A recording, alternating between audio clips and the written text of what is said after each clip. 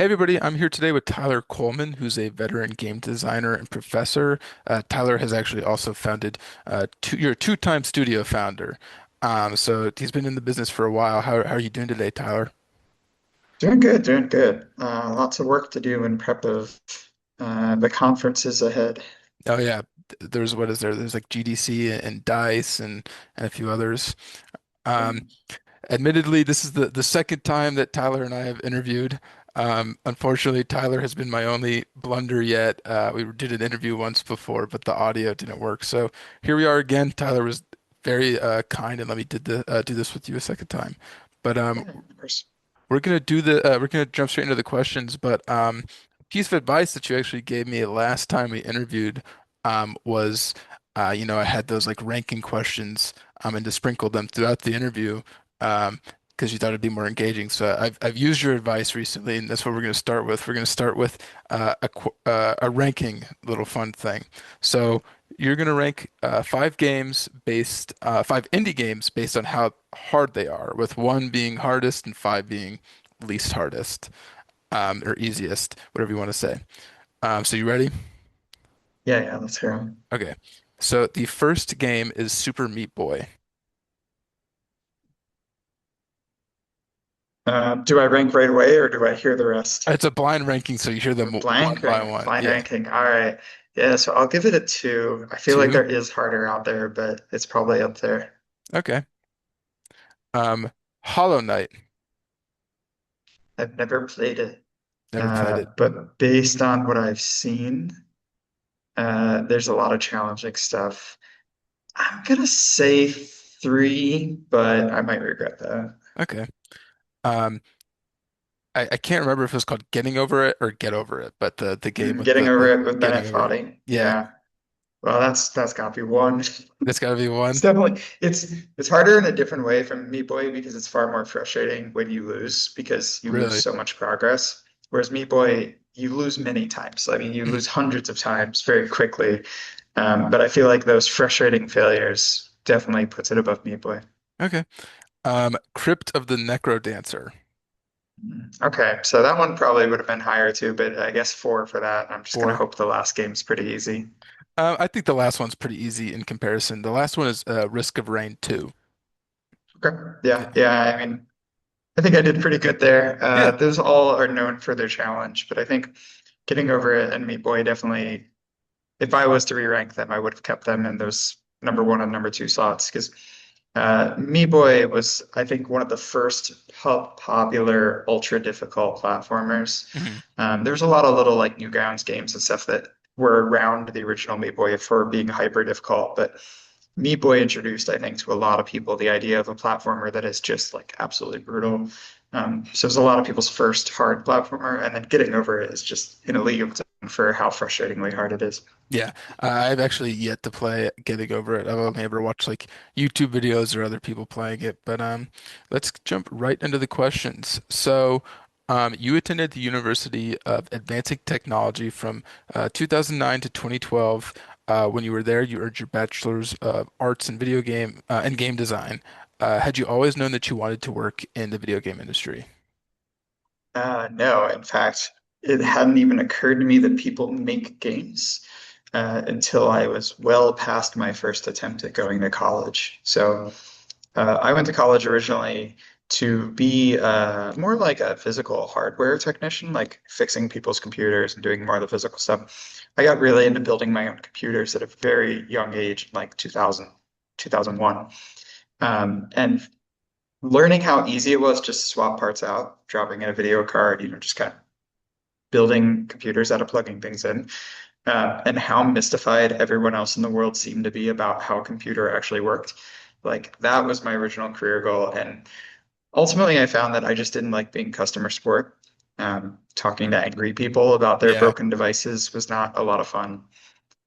So anyway, I had a lot of jobs that were kind of what I would call dead end jobs. I worked at Radio Shack and I worked at Comcast and I worked at all these places that I didn't enjoy.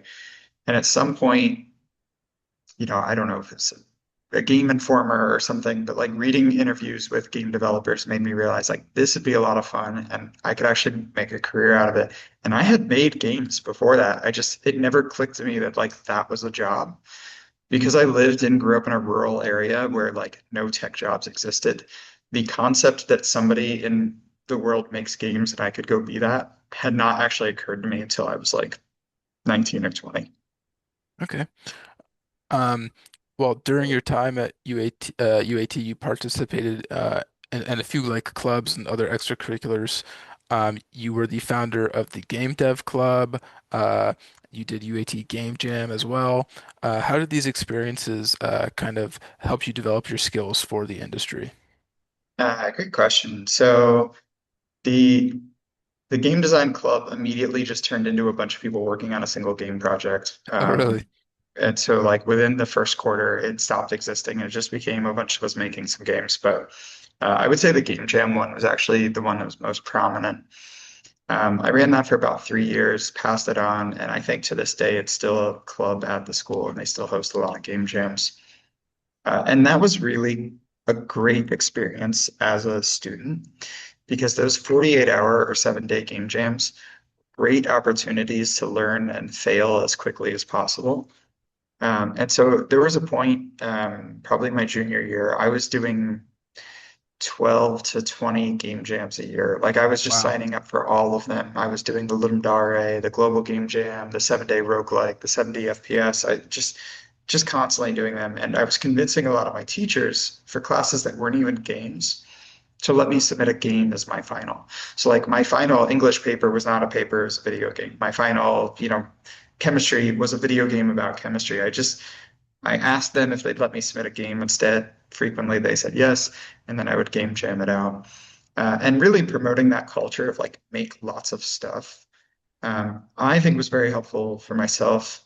I can't speak for everyone else, but I do know other folks that went to UAT that seem to feel that that was also very helpful to their careers, and giving them that like space to learn outside of class. Okay. With those game jams, did you participate a lot in game jams outside the school, but did you guys also host like game jams within the school a lot? Yes, yeah. So we kind of became the central hub for hosting locations. The university had a campus that was open 24/7, which was great for game jams. They were very gratuitous in paying for like pizza and snacks, big Costco trip for every single one. So it really just became a good central location in Phoenix for game jams. I think at our peak, we had about 120, 130 jammers for Global Game Jam every year while I was there. And for us, especially living in the dorms or going to the school, it then became extremely convenient to have the game jam location be in our backyard. Mhm. I was part of the organizational process on that, and that did mean for some game jams, I didn't really have time to jam myself because I was organizing. But in many cases, I tried to do both, and I was only able to do so by having a team of people, organizing those jams and not doing it all by myself. Okay. Um, After UAT, you continued your education in game design at the Denise Sam's Gaming Academy at the University of Texas, Austin, where you helped code and develop the Combo 4 as part of a larger team. What did this experience teach you about working within teams in game development? Yeah, so the DSGA was a very interesting, very limited education experience. So I was in the inaugural year. Mhm. There's 20 of us. We had a single classroom to ourselves that we were in. We had assigned computers, and the 20 of us were to make a game over 9 months. We actually received a stipend. So instead of paying to go to school, we received money for it. It was run by Warren Spector, Joshua Howard, and David Cohen. So there's like kind of three main teachers throughout the whole year. And then we just had dozens of guest speakers come in from all sorts of places in the industry, a lot of very big names, thanks to especially Warren with his Rolodex of connections.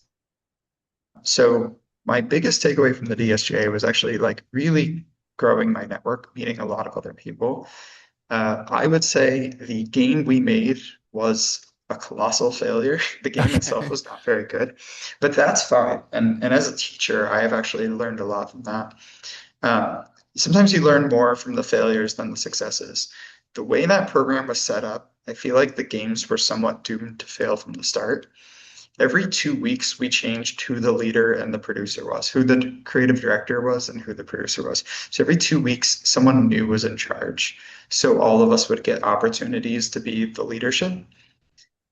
That's great for an education experience for everyone. That's terrible for making a product. So the product itself, it was just like there was no way that structure was going to lead to a good project, and it absolutely didn't. In terms of 9 months of 20 people doing dev work, this is the least amount of work I think I've seen from that size team. But I personally feel, at least, I learned a lot from the experience switching leadership and why it's important to have one kind of consistent leadership cycle and why it's important to have plans that last more than 2 weeks that you stick with rather than every 2 weeks someone comes in and changes all the plans. So like a lot of great lessons there.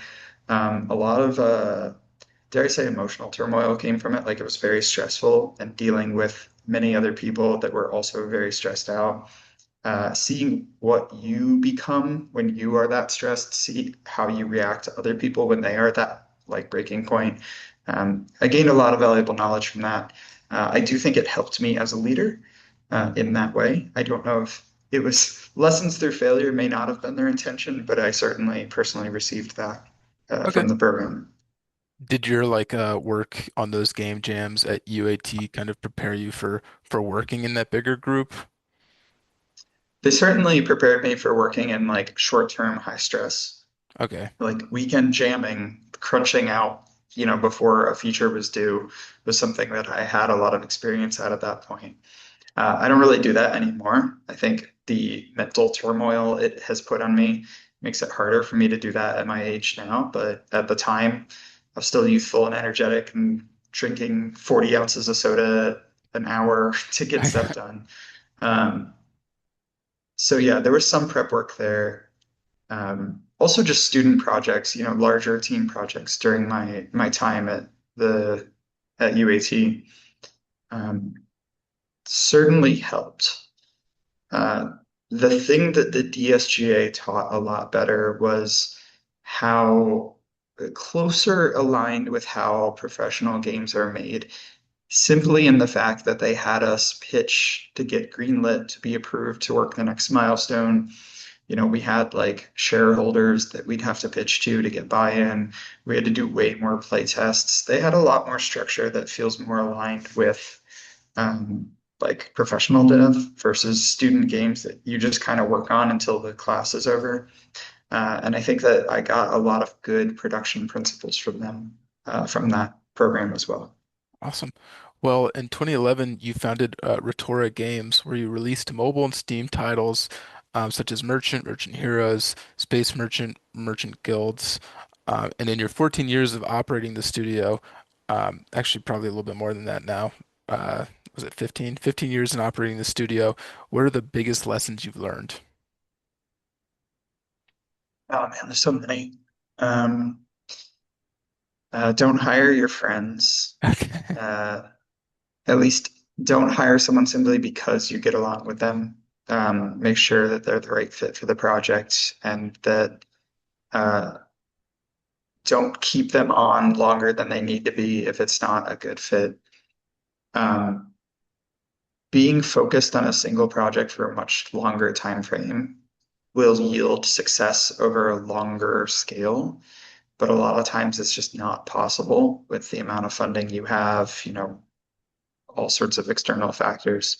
We did a lot of contract work in those first few years. Some of those contracts might have only been like 1 month to make a game. And we really worked ourselves to the bone in some of those cases to get those projects done in time. Um, I wouldn't want to do that again, but we did learn a lot from that. We gained a lot of personal experience and understanding on how to make games under time pressure. Um, but it also meant like time to actually focus on our own games, make the games we wanted to make was very limited because we're constantly working for other people on games that we weren't truly passionate about. But it was the cost of doing business. We had to do that contract work to pay the bills. I've thought about this quite often. Is it better to do game dev in the evenings after a job that is not related, or is it better to do game dev by day and then your own game dev by night? And I personally feel at this point it might be better to not have a game dev job by day, uh, because then you're not burnt out on that particular discipline or that area. Um, and so, working kind of a standard 9 to 5, then coming home, I was more passionate about game dev before I went to school in that regard, in like my evening hours, than I was working contract work. Um, Other tips, knowing your runway is important, how much money you have left in the bank and how many months it gives you. Are you going to be out next month? Are you going to be 3 months, 6 months? Knowing that runway is critical. Getting things in writing, always get things in writing. I made this mistake a bunch early on, agreeing via just like I don't know, a text message or a Skype message or whatever it is, or having a conversation with someone. Getting stuff written down is critical. It does not need to go through a lawyer at first. It just needs to be something that you can both refer back to and say, like, look, we had this conversation, we agreed to something. It may not be legally binding, but there's proof here that we had this conversation before. So just like if you have a conversation that leads to an agreement, email the terms of that conversation, respond with I agree. Like little steps like that are much better building blocks for future legal issues or concern like disagreements. Okay. Um, yeah, I could keep going. There's Yeah. plenty of lessons to be learned, but those are some of the biggest ones. Yeah, that makes sense. We're gonna move forward now, and we're gonna do another blind ranking. So we're gonna blind rank video game villains based on how scary or terrifying they are. So number one, you're gonna rank number one scariest, number five is least scary. So your first villain is Pyramid Head from Silent Hill. Do like Pyramid Head. I'm concerned I won't know most of these because I don't play a lot of horror games, but I do love and appreciate Pyramid Head. I'm gonna go with number 3 though, because I feel like there's probably scarier ones. Number And three, Pyramid Head just like can't get through a doorway, so like no, not really all that scary. um, Nemesis.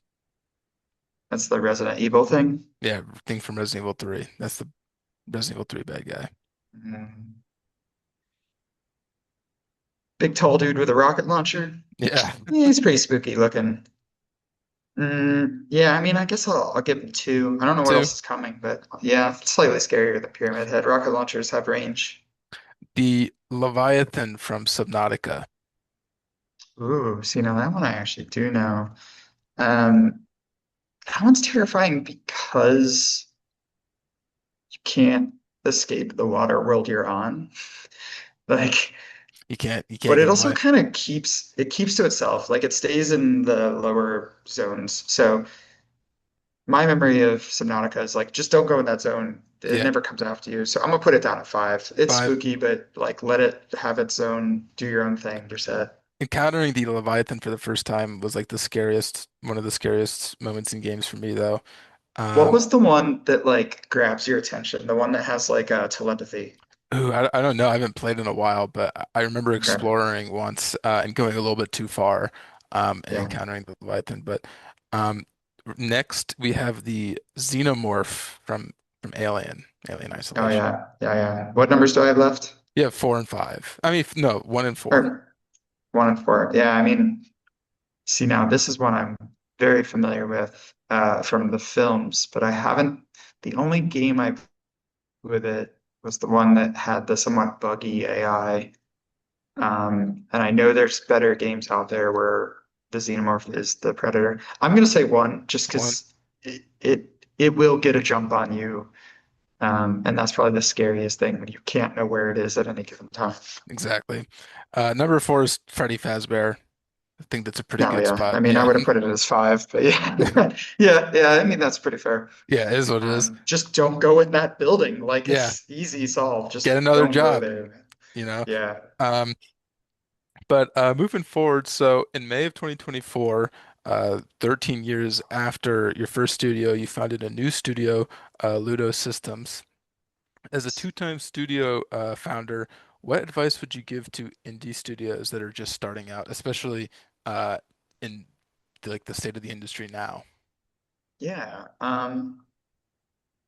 I'll make a shameless plug just because it should be publicly available. I gave a talk at last year's GDC called Paving Your Own Path, Going Indie. And I did it with a former student of mine who also formed a studio. Just to point you at it, because it's 30 minutes of tips about this that we both gave. Um, Melody as a first-time founder, myself as a second-time founder. Um, High level, just some of the things from that. The most important thing to remember is like it's not just about making games. If you run a business, you're also running a business. It's if you're good at game making, you can still fail because you're bad at business. Mhm. So a lot of stuff like the getting it writing, having contracts, knowing your runway, all of that is really just good business advice. But it's important to know you have to do that too. I've seen many potentially successful indies get completely screwed over by like a bad legal agreement, a publisher agreement that just absorbs all of their value. So understanding that stuff is just as important as making the game. Okay. Um, the other, just some other big tips is like asking people, like indies, myself included. A lot of them are willing to give advice, but that extends to not just other indies, but to people like biz dev. Lawyers usually will offer like 30 minutes to an hour free just to give some general pointers. Um, really use those opportunities. And you don't even necessarily have to go to some expensive conference, right? Find a local small business administration or some group that might be able to give you advice. That can go a long way, and 9 times out of 10, it's free. So that's just like a great way to learn about the things you don't know. I talk about this a lot in my classes, but the biggest thing you need to do is solve your unknowns. Like figure out the things that you don't know. Um, and for most of that, that's legal stuff, it's biz dev stuff, it's taxes, right? It's a lot of that kind of stuff that game makers don't experience while making games. And so asking people about those things and learning more about those spaces is super important. And it's something that people tend to procrastinate on or avoid because it's not as fun as making games, right? It's not the good, enjoyable part of this process. And then my other just kind of core piece of advice, I don't think we said in that talk, is don't quit your day job. Like generally speaking, if you have a way to cover your own expenses in life, do not give that up till you are absolutely pushed to do so. Um, until your game is consuming all of your time, until it's making money, until something has put you in a situation that's not just because I really want to, but because I have no choice. Don't quit that job that potentially is giving you sustenance because it is such a gamble to go indie that gambling your only source of income when you don't have to, I think 9 times out of 10 is a mistake. Uh, I also want to point out on that it's not a binary thing. It's not like you are a game dev or you're not, whether your games make money. There are plenty of people who just treat game development as a hobby or as a side thing. You don't have to become this like profitable, successful, multi-millionaire front of Steam game dev to be a game dev. You can just make some games, put them on itch. And if you need your games to make money for you to feel satiated and on game making, then yeah, form a business, do all that other stuff, go through the legal process, have the books. Um, but if you just enjoy making games, just put them on itch, put them up for free, right? Pay $100 for the Steam, make a free game. And do that until you're so successful at that then you can name your own price to make money if you truly want to. There's a lot of very famous, especially Flash game devs that made nothing on their first like 20 to 30 games, and then they made very successful games. I mean, you just look at Hotline Miami and Cactus and all the crazy stuff that Cactus made before Hotline Miami. It's like a lot of those games, not all of them, but a lot of them were completely free releases. So It is a perfectly reasonable route to just kind of be a hobbyist until you're ready to sort of commit to the paid direction.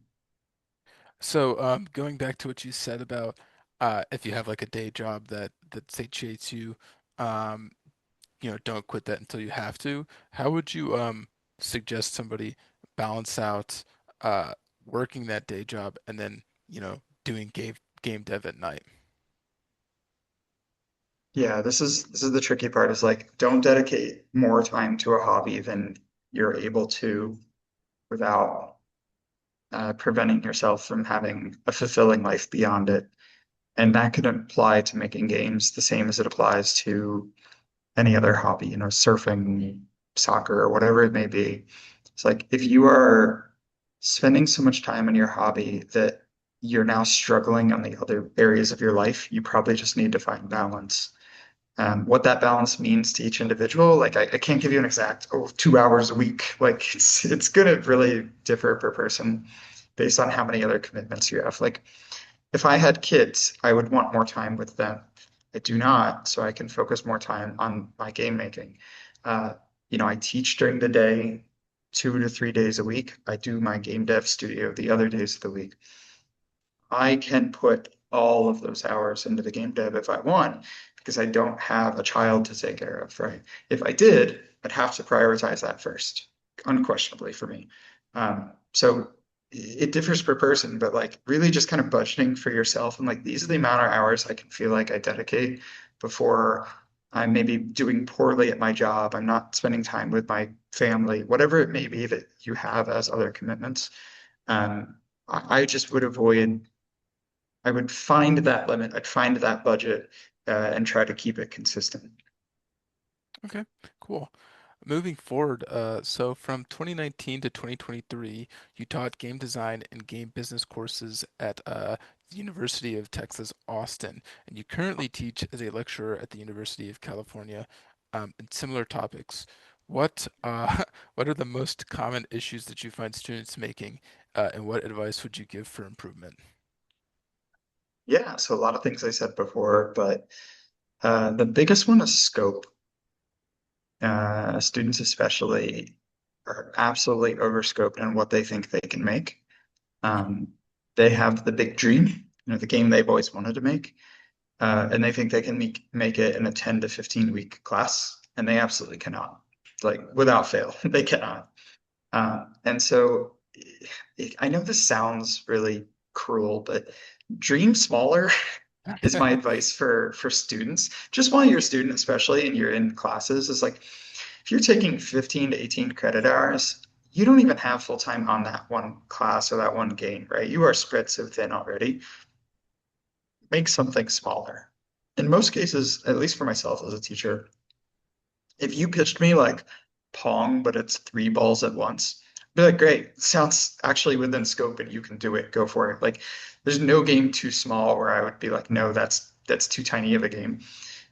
Because I'd rather you make the small game and then polish it and make it look and feel nice, really get that extra effort in. Which brings me to my second rant is like students never polish their things.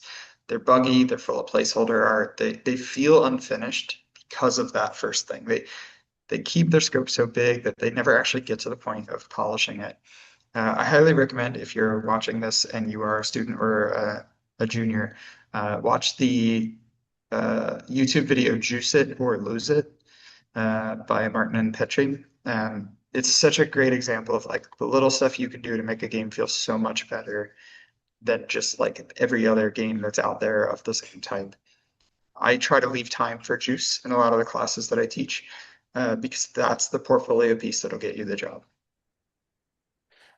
So like, don't work on something like Skyrim. Try going smaller.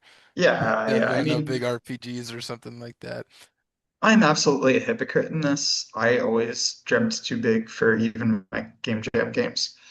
I was fortunate in the type of game that I want to make. Usually, it's a little more passable for like deep simulation, like systemic heavy games. Mhm. Idle games. I made a lot of idle games where it's just like having more buttons you could click on to turn one resource into another is always good in those games. But they're scoped high in mechanics, and then their UI is just a bunch of buttons, right? It's like cookie Yeah. clicker without all the art is still a playable game. So I was fortunate in my genre preference allowed me to have not a lot of visual juice and still get away with it. But yeah, anyway, um, as an aside, I think giving time for juice is always worth it, especially as a student. And then the other tip I have is like work outside of class. And I don't mean like constant crunch, do nonstop. I mean, don't take your summers off. Like Mhm. continue to work on a project, whether it's one from one of your classes or just your own personal project. Nothing says I've done just enough to graduate, like every piece of your portfolio being one thing from one class that you were told to do from a teacher, and then that's it. If you don't have that one piece that went a little beyond, something that you did that's more work than your peers, then you're in the pool, right? You're in the sort of generalized pool of everyone else. You have to be slightly above that. And usually that means working over summer, working during break, really just kind of pushing past your peers. So that's another incredibly useful aspect of kind of standing above the rest. Yeah, no, that's great advice. But moving forward, so networking, it's a big part of any industry or university. But with the universities that you've worked at, the University of Texas Austin, and where you're working now, it seems like both have a kind of large network of gaming groups and gaming professionals that other universities might not have. How important would you say it is for students to get involved with these networks? Very important. And I say that knowing it's harder, especially in Austin, Texas. It was very easy to connect. There's a lot of industry there. Mhm. Um, so I fully understand that depending on where you are, it may be more difficult to find others in the field. It also may be way more expensive to say go to GDC or something like that. Um, but take the opportunities you can and understand that the people who have more opportunities to network have an advantage over you. And anything you can do to shrink that advantage, anything you can do to also have that advantage is in your benefit. Um, there's probably, I mean, there's a diminishing returns on the amount of networking you do.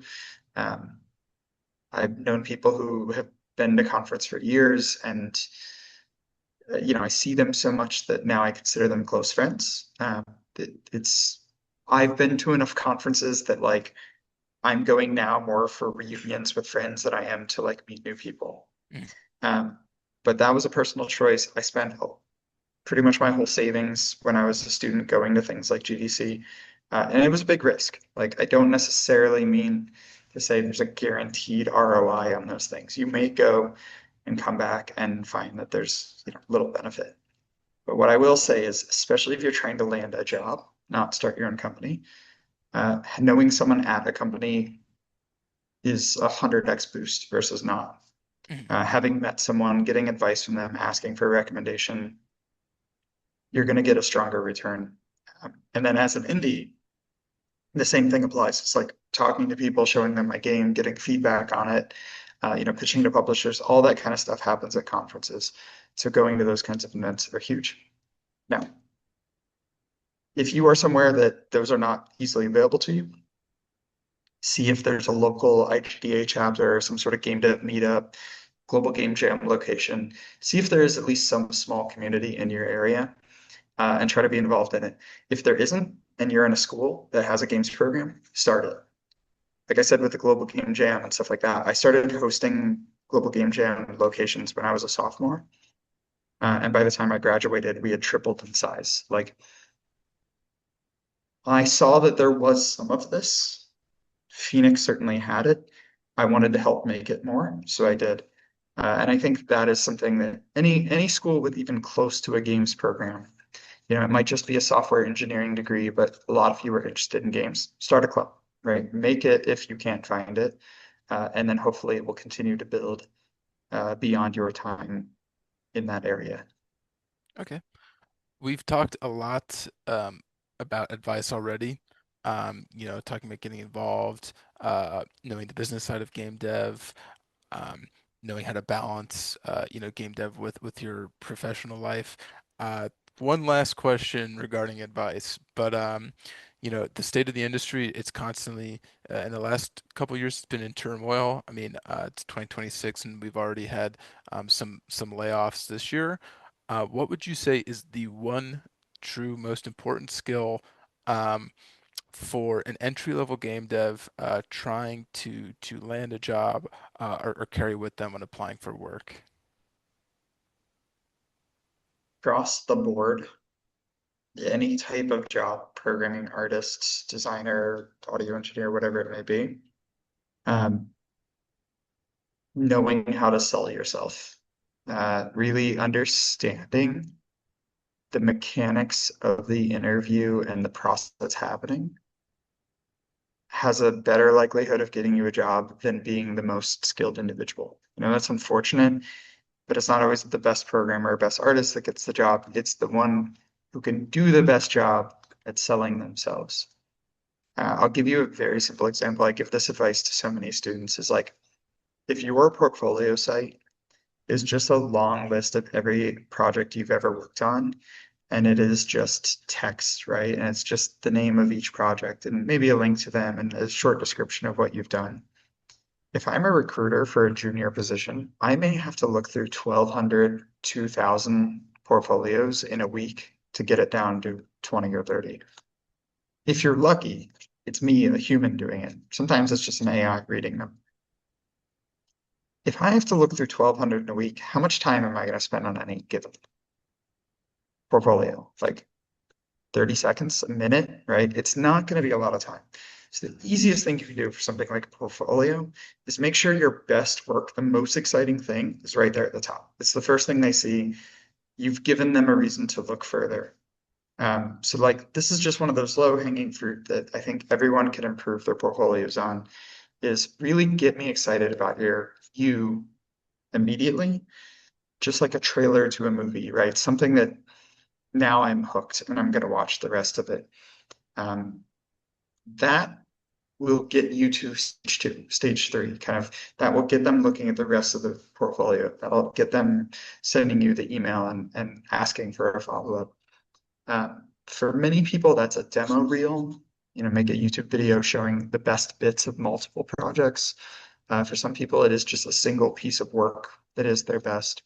It differs per person and discipline, but show your best work first. Really make sure it's the most obvious first thing, and then do the grid or laundry list of everything else that you've done. Okay, awesome.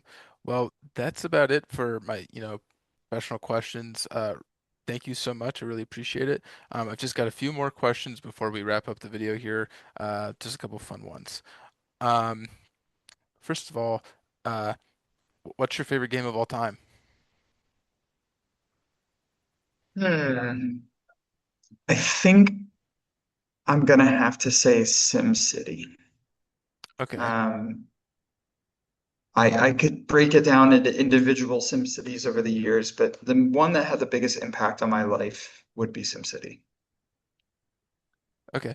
Um, there have been a just like the franchise in general, or which one in particular? Because there have been a Yeah, couple, so right? sorry. Let me give you a good deep lore nugget here. I had the SimCity game 2K. I think I had the original, but I had SimCity 2K on a Mac computer when I was a kid. Mhm. And while, I had a Nintendo at one point, yeah, I played Mario and stuff like that. I probably put as many hours, if not more, into SimCity than I did Super Mario. I fell in love with that game. There's so much interesting, crunchy stuff you could do, different ways to build cities. It was the first game where I felt like you could be creative in the way that I think a lot of people feel about Minecraft today. And that game introduced me to the world of Sims and other like tycoon and management and a whole variety type of games.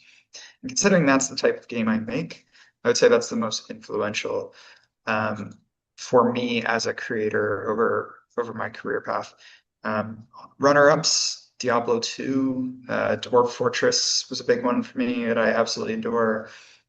My partner and I love 7 Days to Die because it's a good Okay. like play together game for Yeah. us. We don't play it online though, but like yeah, those would be my top three Your runner-ups. top three. I've got a friend that really likes Diablo 2, and I've played a bit of it. But my fiance loves the Sim, like she loves the SimCity games, but she also really likes City Skylines. Have you played City Skylines? Yeah, City Skylines, the first one, and Cities XL even before it, were both amazing games. And unfortunately, the 2014 SimCity didn't do too well and sort of ended the SimCity franchise. And City Skylines has taken over, I would say, as the sort of forefront city builder.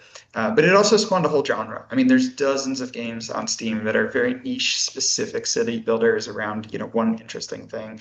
Things like Anno and oh man, I could go on for Surviving Mars is a great one I've played a lot of. So there's a lot of like city builder style games now, and that whole genre is owed to by SimCity. Oh, there's one that I've played a lot. I can't remember the name. I think it might be called Frostpunk. It's like you're building a city. Frostpunk's great. Yeah, Yep. I like Yeah, that. yeah. Um, I've always wanted to play Dwarf Fortress. It's on my wish list on Steam, so I'll have to give that a shot. But It's a great one. I've got something here, so I'll let you pick. So we can either do, I've got 10 items here, not 10 questions, but 10 items. So I can either have you do a blind rank of these 10 items or keep five, cut five of the 10 items. I went Let's with, do the keep cut because we've already done the ranks. okay, so these are, and I'll give you all of these items before we do the prompts so you can decide, but these are keep five, cut five, 10 video game locations that you'd like to live in. So you can keep five of them and cut five of them. You have a pen or paper or anything? I can let you know the locations. Yeah, yeah. Okay. I'll type them up. Dunwall, um, Albion, Baldur's Gate, Okay. Raccoon City, The Citadel, Rapture, New Vegas, Whiterun, Silent Hill, Gotham City. All right. I missed one. Let me see. I just realized I could have typed these in the chat for you. It would have been easier. It's Um, fine. Albion. You missed the first one, but I'll type it here. It's Ah, Dunwall. all right. What is Dunwall? Dunwall is the city from Dishonored.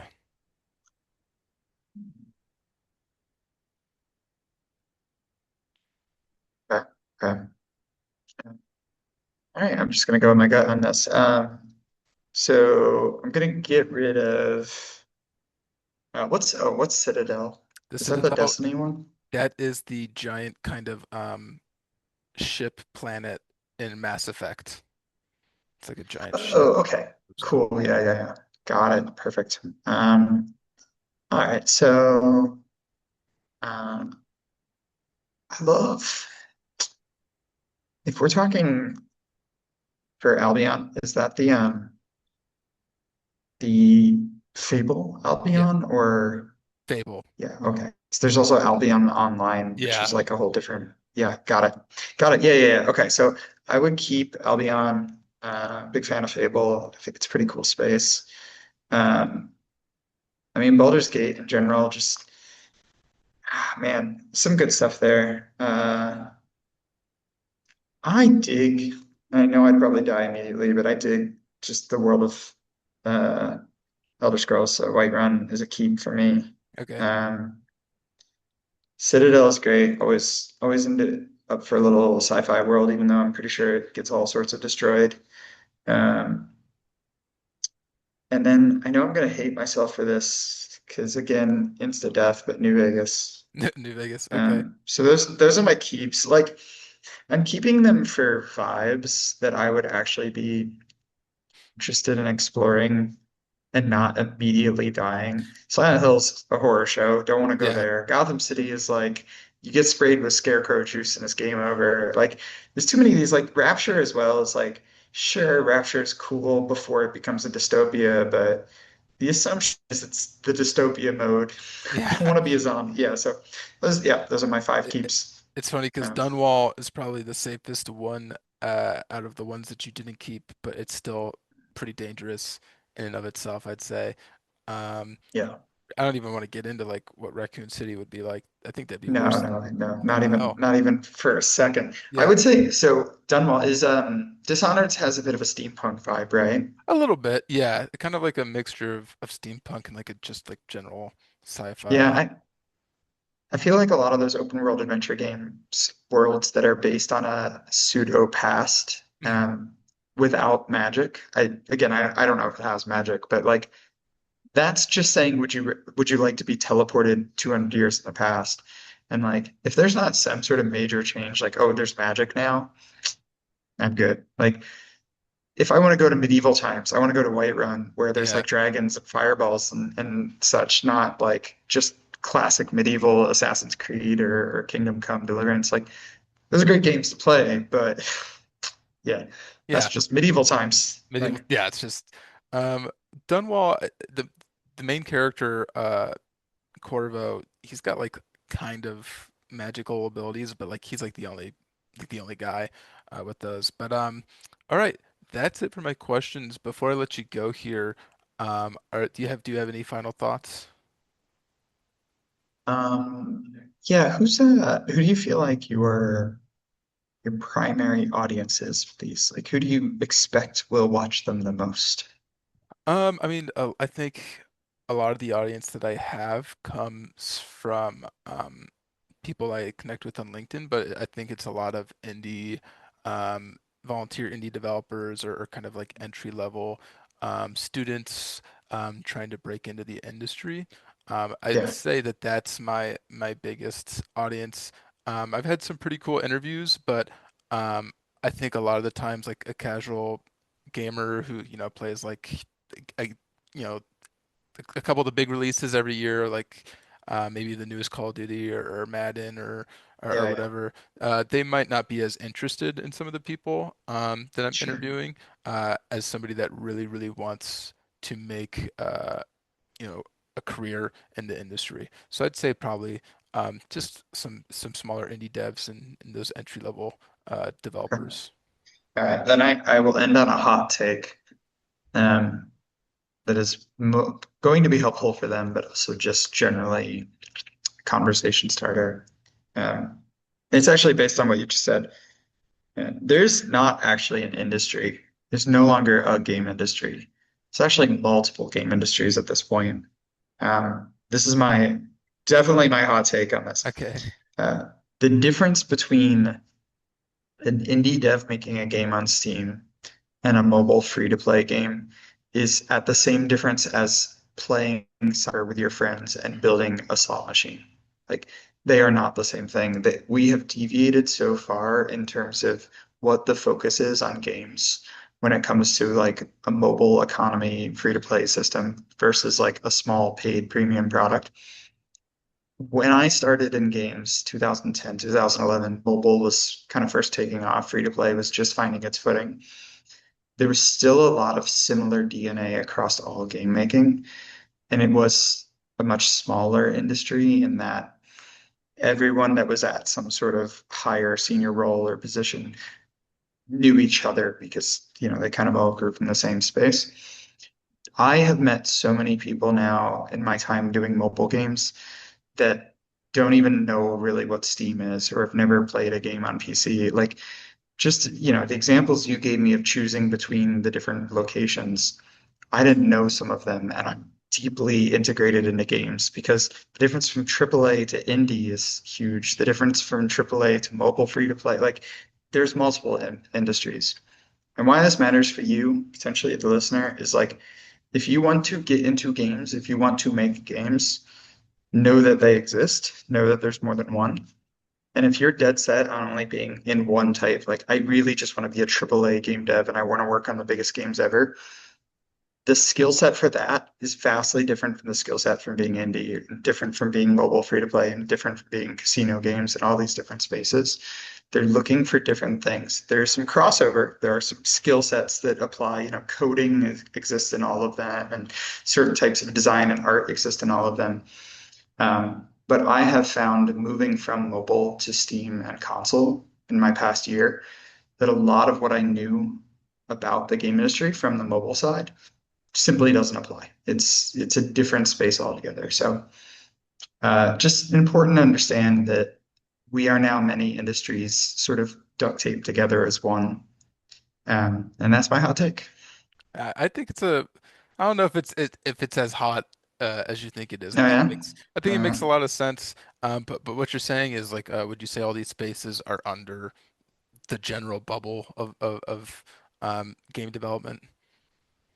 yeah, so we all still hang out in the same spaces, right? GDC is still the conference for most of these things that I've described, but they're getting further and further apart. And we're going to start seeing more, we already have more specialized conferences for some of them. You have stuff like Pocket Gamer that's specifically focused on mobile. And, that I think in the next decade, you're going to find that the event to go to or the people to meet or like the networks are just going to further and further separate and be completely different bubbles as we get to the point where people's whole career paths were in one of those spaces Mhm. and have never sort of crossed over and touched the other. But general advice for students and juniors is um, don't disregard the others. Like if your dream job is to work at, I don't know, Blizzard or something like that, you could still get a job in games. If making games is truly the thing you care about, look at those spaces. Look at educational games, serious games, and mobile games, and every other space of games. If game making is the thing that you want to do most of all, there's lots of spaces out there that actually have jobs available that a lot of people don't apply to. All right. Well, awesome. Thanks so much for the advice, and thank you again for the interview. Yeah, Um, of course. everybody, this is Tyler Coleman. Thanks so much, Tyler.